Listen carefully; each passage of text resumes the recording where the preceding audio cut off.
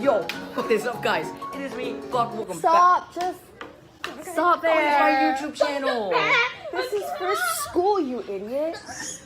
My YouTube channel. Anyway, though, welcome back to Science Daily. Are we rolling yet?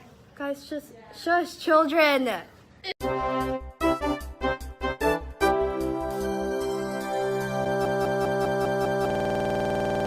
Welcome to Science Daily, a place where we talk about science and the history of it. Today we'll be talking about the scientific revolution. The scientific revolution was a series of events in which marked the emergence of modern science during the early modern period. Today we'll be learning about Antonie van Leeuwenhoek.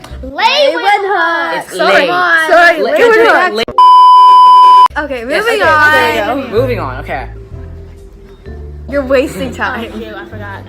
Antonie van Leeuwenhoek was born on October 24th, 1632. Antonie was known for being the first person to see bacteria under a microscope. Yep, remember that.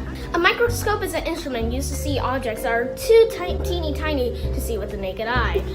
This instrument is used for viewing small objects such as mineral samples, animal cells, or plant cells. And they are typically magnified several hundred times. That's a lot. In the mid-1600s, Van Leeuwenhoek designed his own powerful microscopes and was the first to use a microscope for scientific purposes. He also became the first person to record and observe bacteria, muscle fibers, blood flow, and capillaries, and Leeuwenhoek was amazed to find a tiny world of living things.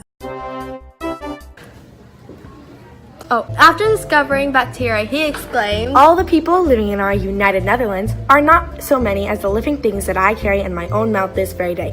That's gross."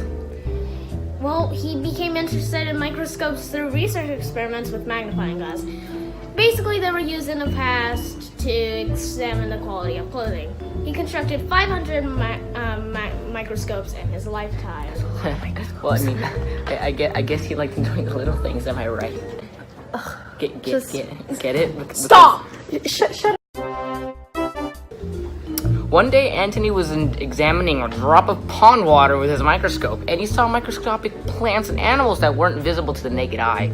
Another contribution that Antonie van Leeuwenhoek was the discovery of sperm by examining animals. This led to his theories that babies were created when the sperm penetrated the egg of a female. However, Antonie van Leeuwenhoek suffered from an uncontrolled movement of midriff, the diaphragm.